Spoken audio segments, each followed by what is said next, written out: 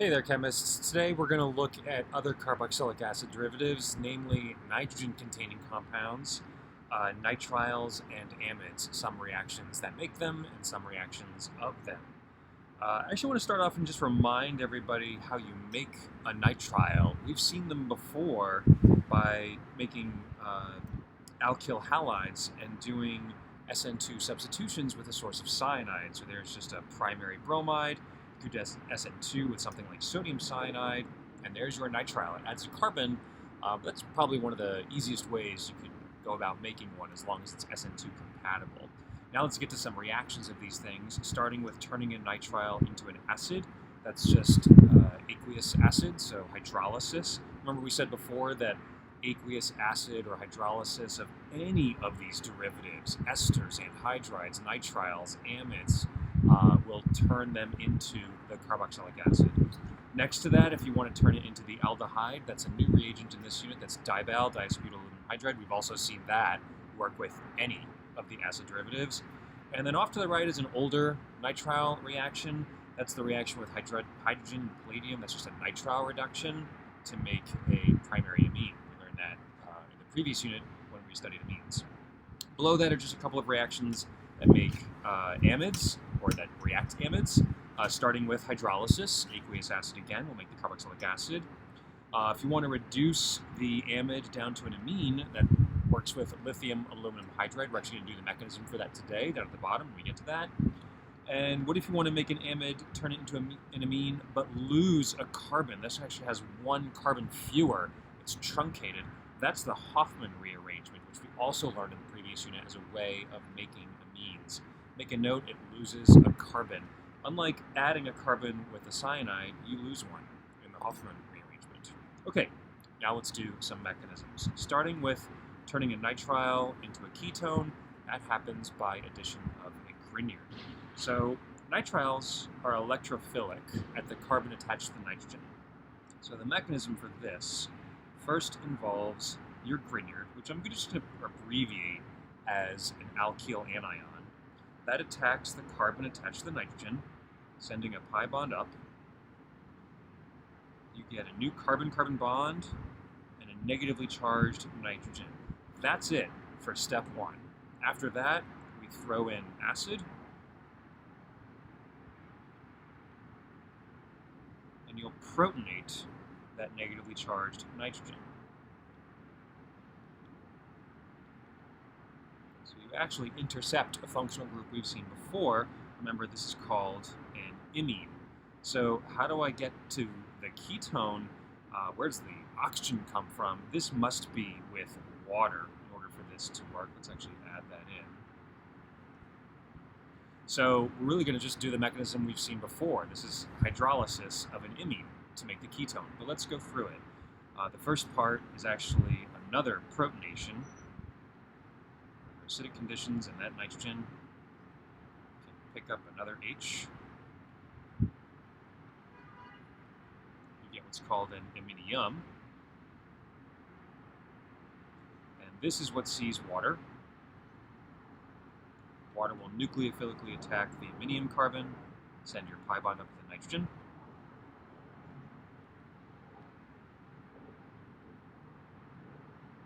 New carbon-oxygen bond, plus charge on the oxygen. How do I get rid of the nitrogen? You're going to have to turn it into an ammonia leaving group. I can't do that. I can't have it leave here, so let's do an H transfer to get it off of the oxygen and onto the nitrogen. Most likely happens in two steps. You'll go via a neutral intermediate, but as we do most of the time, we're going to abbreviate this and show it in just one step because it's a fast, reversible transfer. H transfers are always fast, reversible acid-base reactions. They always go from an atom that's positively charged to another atom with an available lone pair. Our job is to figure out which one gets us to where we want to go. And we're doing this because we want to lose that nitrogen group, and now it can leave as an ammonia. At the same time as it leaves, I'm going to show a resonance contributor from that oxygen's lone pair. And when we end up having from that is an oxonium. So that's just the protonated version of our final product. So to get to the final product, we can draw one last removal of a proton. I'm actually going to use the ammonia that just left. Draw an arrow from the nitrogen to the H, the OH bond breaks, and that's how you get your new ketone. So starting with a nitrile, addition of a Grignard forms the ketone. Pretty interesting transformation if you think about that synthetically, because I remember from Orgo 1 that ketones react with Grignards. However, because you go via this nitrogen anion intermediate, and that's where it stops from the Grignard addition, it's ultimately the hydrolysis of the imine that gets you there. Okay, below that is a new reaction that shows how you can make a nitrile from an amide. This involves a reagent you've seen before called phosphoryl chloride, POCl3. I'm actually going to squeeze in small writing over here. The one time you've seen POCl3 before from Orgo 1 was dehydration of an alcohol. We got alkenes using POCl3 via an elimination reaction, a dehydration reaction. That's actually what's happening here as well, just with a totally different functional group. You're removing H2O to get to the nitrile. Let's see how this works. First up, let's redraw the amide. And let's draw out what phosphoryl chloride looks like. There's the POCl3 molecule. Phosphoryl chloride is very electrophilic at the phosphorus. Look at those 3 electron withdrawing chlorines and the oxygen. So just like acid derivatives can get attacked by nucleophiles, so can this inorganic species. The nucleophile is going to be the oxygen of the amide. So draw an arrow from the amide oxygen to the phosphorus. Send a pi bond up to that oxygen. You'll get a new oxygen phosphorus bond. Plus charge on that oxygen, minus on that oxygen, 3 other chlorines along for the ride. And if you look at this arrow pushing right here, it should be kind of reminiscent of how acid derivatives react with nucleophiles. We've been saying what goes up must come down, and that's what's going to happen in the next step. So a pair of electrons on that oxygen will reform the phosphorus-oxygen pi bond, and you can actually lose one of those chlorines.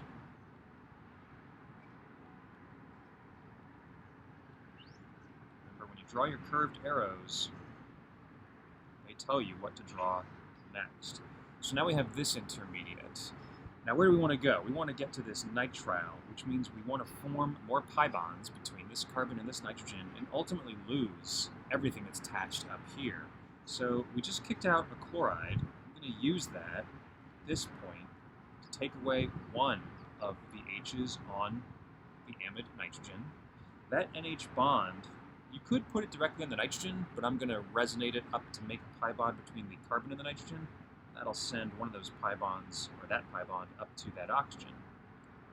You'll get an intermediate that looks like this. I still have my phosphorus group attached, but now I have a new carbon-nitrogen pi bond, and you get a nice neutral intermediate. So what's left? Well, we still need to make another pi bond between this carbon and this nitrogen. We need to lose this H and this entire phosphate group up here. And you can actually do that by using another source of chloride. We have chlorides around from the reagent itself. It'll act as a weak base, taking away that extra H. The NH bond breaks to give you a pi bond, and then you'll lose the entire phosphorus group, form your nitrile. Just to keep track of things, we have another chloride that we just lost from that arrow pushing, and a PO2Cl byproduct. So overall, kind of a different mechanism than some of the other ones we've seen, but I think features that are reminiscent, such as just this first part, followed by this reformation of the pi bond, a leaving group, are a little reminiscent of other acid derivatives.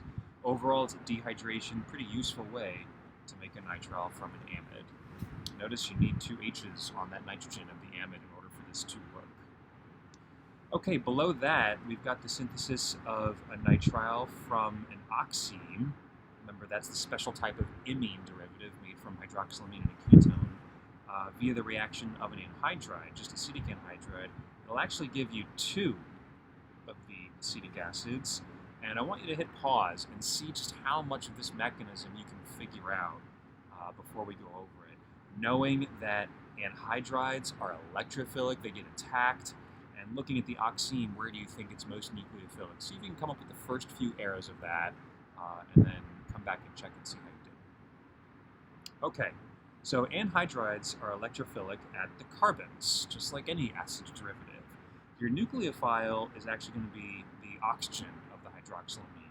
So my first step, I'm going to put right on top of this, draw an arrow from the hydroxy group to the anhydride carbon, send a pair of electrons up to the oxygen, and that'll stitch these two molecules together via a new oxygen-carbon bond. So everything is along for the ride.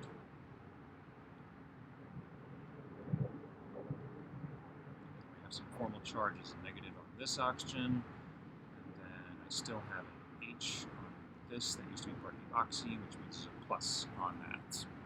So remember how anhydrides react. They can do substitutions, where effectively an acetate group is your leaving group. So when a nucleophile, like this OH, attacks that carbon, the electrons go up, they can come back down and kick out that whole acetate group.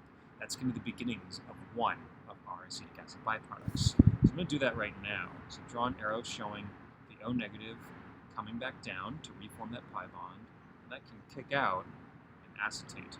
We're under overall neutral conditions here, so it should make sense mechanistically. We have an overall neutral intermediate along the way. So this intermediate still has that oxygen-carbon bond, plus charge on this oxygen, and we kicked out an acetate. I'm actually going to use that acetate here, do an acid base. That'll give us a nice neutral intermediate. It's a good indication you're probably on the right track as you're doing mechanisms when you unearth neutral intermediates. So there's one of our acetic acid molecules up there. And now we're at this species. We've effectively just replaced the OH of the oxime with O-acyl from the anhydride. How do we get to the nitrile? Well, we need to lose another acetic acid. This is actually kind of like an elimination of an acetic acid, and that'll reform the pi bond. And this can happen all in one spot from this intermediate intramolecularly. If you think about what the product is that we want, I'm going to do something a little different here. I'm going to draw the product and then see if you can figure out what curved arrows got us there. We want a CN triple bond, and we want a carboxylic acid, in this case acetic acid. So how did this occur? Well, we need to form a new oxygen-hydrogen bond from these two. So I'm going to use this pi bond to show that new OH bond. And then that'll make this CH bond break, turn into a CN triple. And then you can break this NO bond, and that turns into your CO pi bond. And there's your nitrile.